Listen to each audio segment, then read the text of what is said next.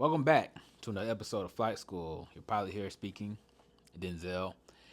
And in the season of February and Valentine's Day just passing, I have something that I feel like we all need a destination to. And even if you haven't, even if you already made it to this destination, it might be a good topic to revisit. And that is intimacy.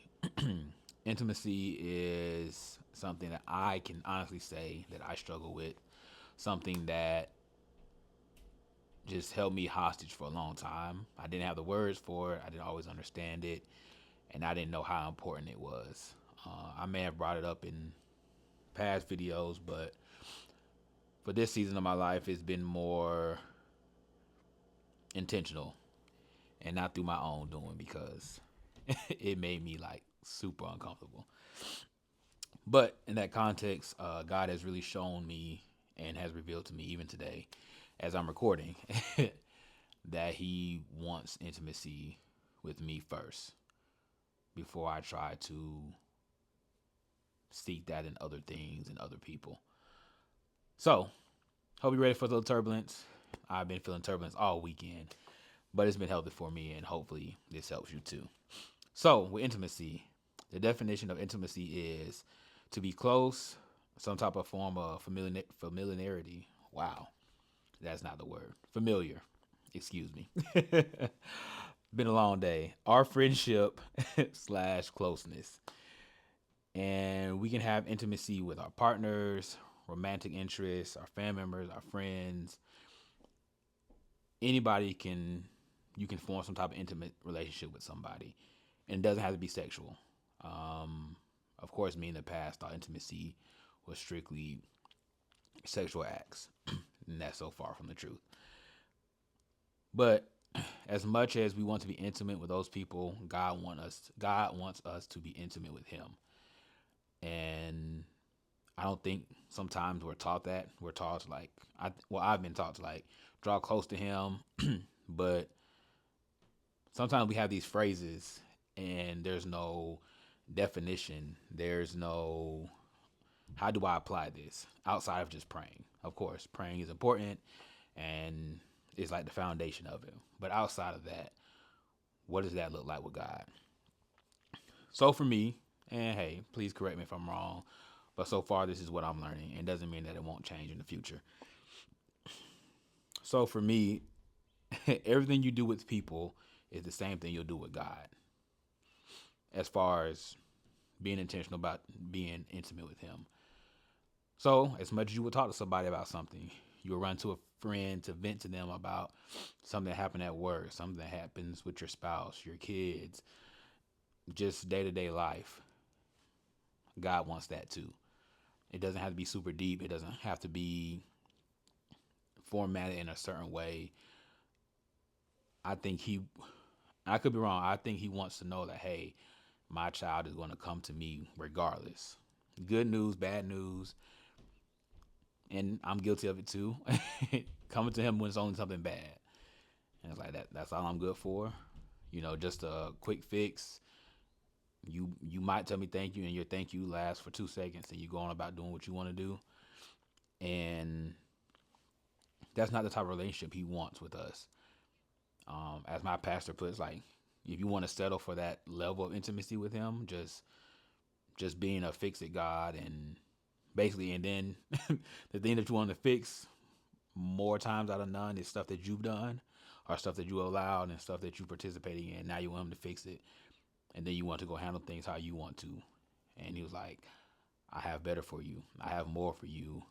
That that level of job, that level of relationship that you're settling for, like if you allow me to open your eyes, I have so much more for you." So for me, I didn't recognize that at first. Just blinded and being ignorant to what life could actually be. And for me, the lack of intimacy with my relation with God, it affected my relationship with people on this earth. I didn't allow people to get close to me. I didn't voice my opinion. I wouldn't voice when someone hurt my feelings. All because how I saw myself is how I thought they saw me. Or I didn't think it was worth a conversation. I didn't think it was worth presenting myself to them because they're not going to hear me. They're not going to hear me out. They'll make fun of me. They'll dismiss me. But then I would turn around and call that person my friend. And nothing against them, it's me because I didn't say anything. I didn't present myself. I didn't show up vulnerable. And of course, there are people out there that's going to mismanage that, that's going to misuse that. But we can't apply everything to every person that's in our lives. So I missed out on authentic relationships because I didn't want to be intimate with people. I didn't want to be close. I wanted to show up for everybody, but I didn't want anybody to show up for me. My fear of connection allowed me to mishandle and miss out. Ooh, that's tough. So my fear of connection allowed me to put myself on a pedestal that no one else put me on. So I put myself in this helper mode, and that's all I set my character development on. So anybody that watch TV shows or any good TV show, there's character development. But I settled for just playing one role, one specific role, and being very, very good at it. But not really good at it because I didn't have any boundaries. So the call sheet would come and I can only play this one character. I didn't have any nuance. I didn't have any projection. I didn't have any development because all I wanted to do was to help people. And that's not including myself. And then I would get tired of that role when people would ask me to help. And no, like you're more than that. You're more than just that thing that you subscribed yourself to be. You're more than that person that you said you was when you was 21, when you was 25, when you was 31, when you was 45. You should be constantly developing and changing because life is constantly developing and changing. We don't use technology that we used back then because it doesn't serve us now. And that's how we should see ourselves. So with that, I was using old tactics in a new season and wonder why I was failing. That's all I knew. And now that I know better, it's okay. I just didn't know. But as people say, once you know better, you do better. And I missed out. I missed out on things that could have benefited me because I didn't want to take a step forward in being vulnerable or developing some type of intimate relationship with people. And none of this has to do with sexual desires. It has everything to do with connection. Everybody wants to belong somewhere to someone. And we missed out on that because of fear, because of rejection, because of past interactions. So if we could slowly conquer that fear and being more discerned, having more discernment on who we should actually get intimate with. And sometimes it's not that person that you want it to be. Sometimes it's not that person that should have been. But sometimes some things are too good to be true, and then we miss out on some things that are actually good for us. I allowed my past interactions to set the standard of what intimacy and relationships look like. So, hey, father issues over here. And even though our relationships are better now, back then I let that set the standard. So just because I couldn't get close to a parental figure back then, I allowed myself not to get close to anybody. And that didn't get me anywhere. Well, it got me somewhere. It got myself in a hole that I had, well, I couldn't even dig myself out of. I had to lift my hands up and allow God to pull me out because I set a standard and it wasn't a good standard. It was like, okay, don't let anybody in. If you don't let anybody in, you won't get hurt. And not only did I lie to myself, I lied to other people. And not only did I end up getting hurt, I hurt other people trying to protect myself and in the name of trying to protect them. So everything you aim to do, everything you aim not to do, you end up doing anyway because you were scared to get close. And once you get close to something, you really start to cherish it. And I'm guilty of it myself, but that's probably why sometimes we mishandle people and opportunities because we don't get close to it. Because once you get close to something, you have to value it, once you value something, you don't want any hurt, harm, or danger to come to it, so you steward it better.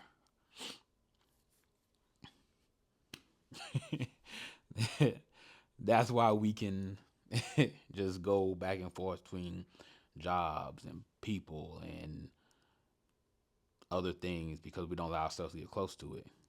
If you actually invest in it, you don't want to lose it,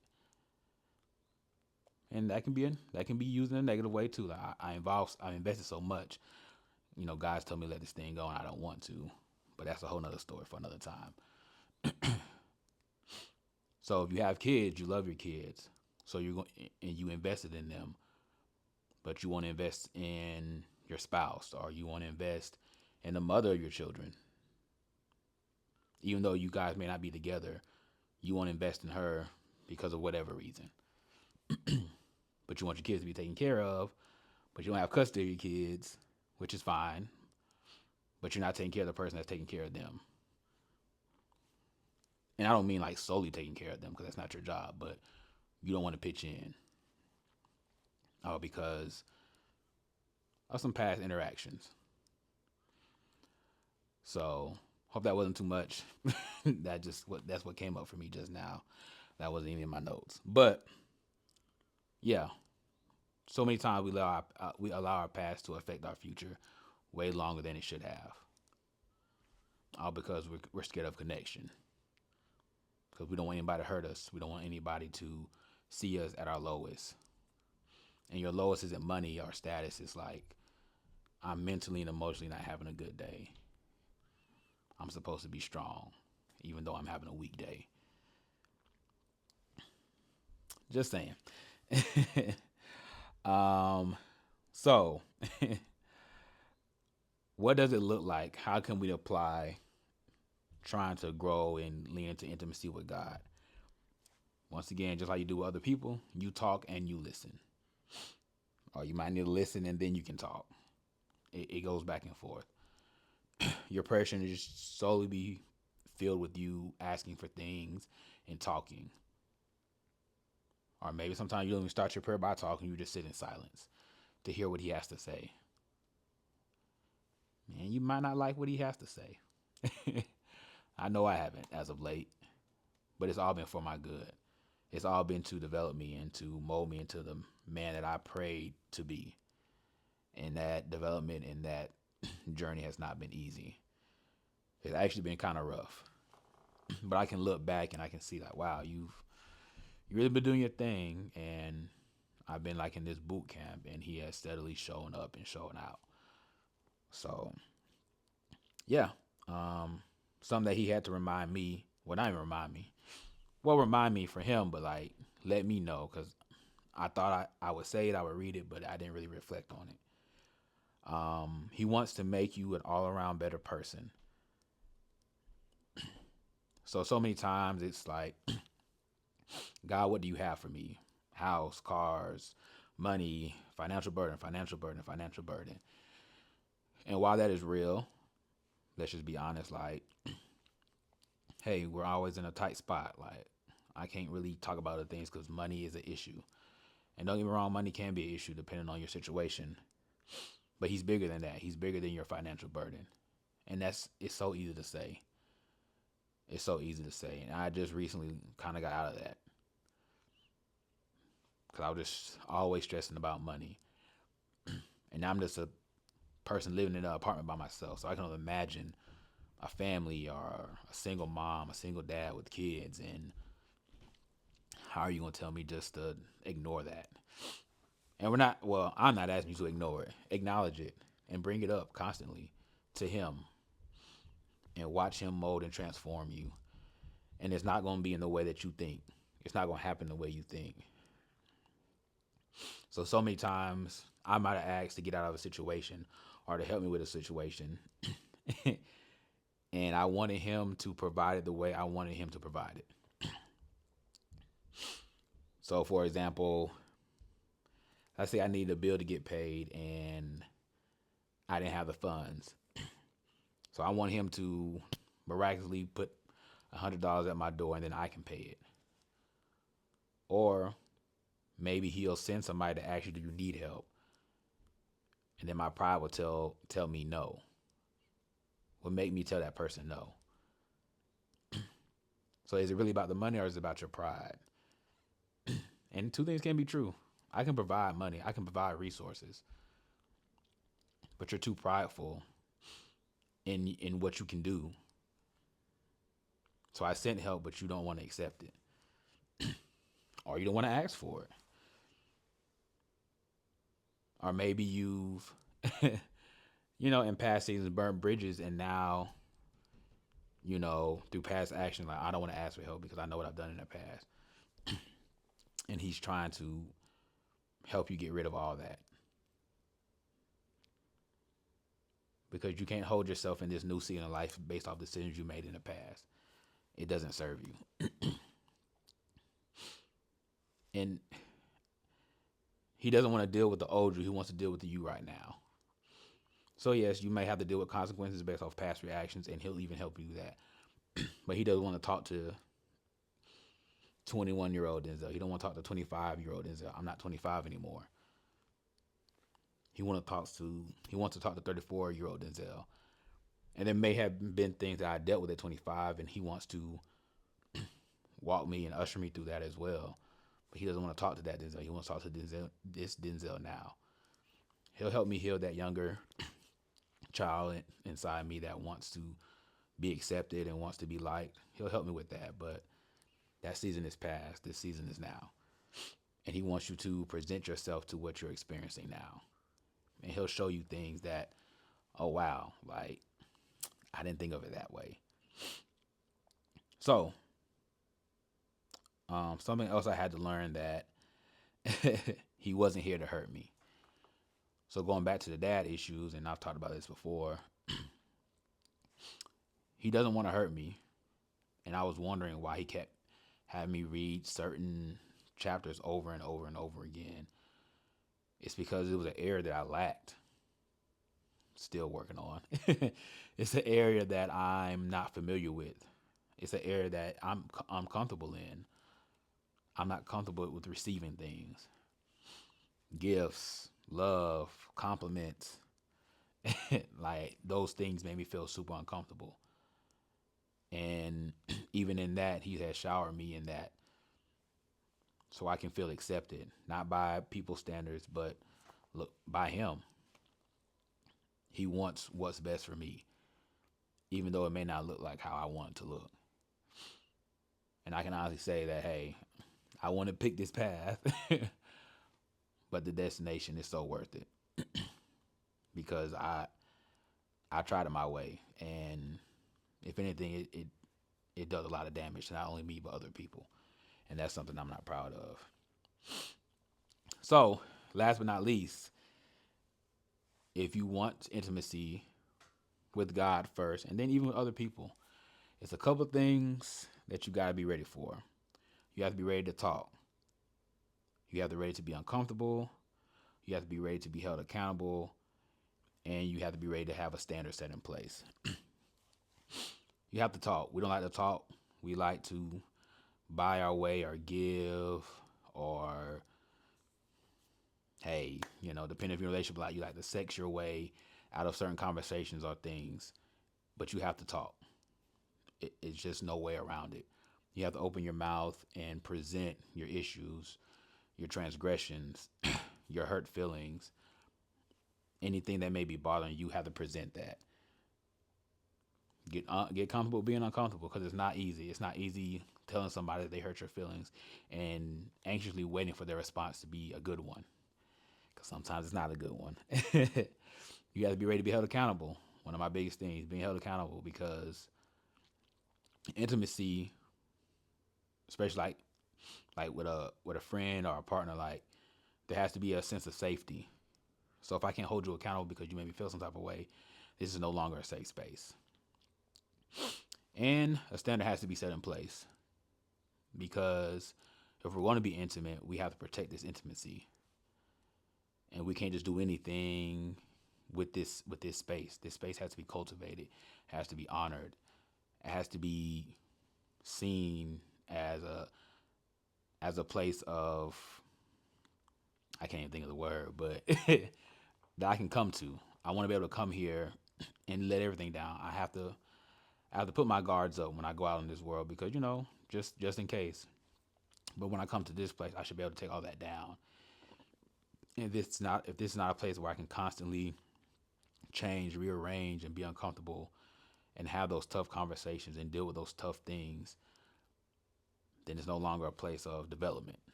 So, as the plane lands, um, I hope and pray that you allow yourself to be intimate with God. I pray that you develop a relationship that's not just give, and that means Him giving things to you. So for you, it's not a relationship of just taking. He's gonna provide. That's cool. But do you feel safe?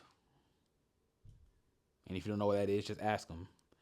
I pray for a more intimate relationship with you, where I'm not just asking for things, that I'm seeking safety, I'm seeking peace, because this world is hard enough as it is. So, with all that being said, I really appreciate all support, everything, because it's not easy. This season of my life isn't easy, but God has really blessed me and kept me so far. So, until the next one, until the next connecting flight, appreciate you guys, love you, and I'll see you on the next one.